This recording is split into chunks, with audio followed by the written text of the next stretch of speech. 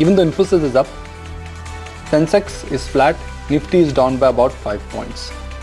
So it's a flat start with a downward bias for benchmark indices. Let's go back to Infosys once again. I mean, I'm just trying to see when will markets really align, and 8% off. So now that gap up start, what we saw in the first sprint, that gap up start now seems to be getting marginalized. 796 rupees for Infosys, 585. 10 points off for the Nifty, 16 points off for the Sensex. Aisha, what about the non-Nifty side of the market? Well, the non-Nifty side of the market has started off absolutely quiet. So, this is something we're sort of getting used to. It's only the due course of the day that's going to tell us which way the markets are headed. But an absolutely flat start for both the mid and the small cap indexes.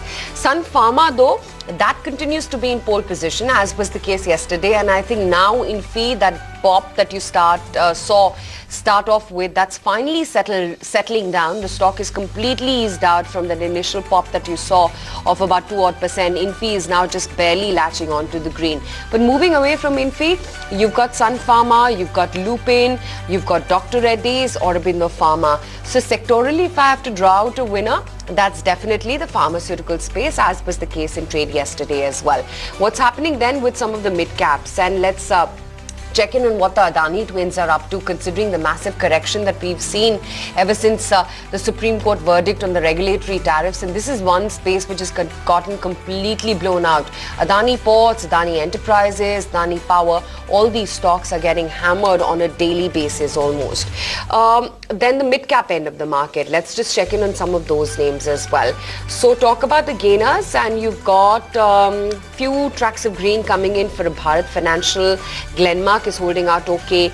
PFC and REC, they continue to be big winners. It's no different today too. They're winners today as well. You've got some moves coming in on an Alembic, a South Indian bank. DLF has started off quiet. Ashok Leyland is looking okay.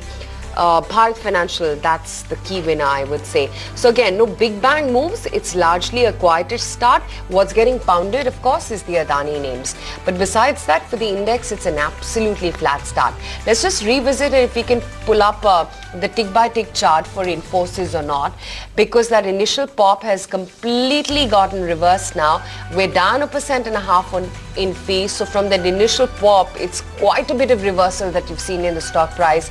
And now the rates are looking believable. It's a downtick, as it should be, because the numbers have been disappointing.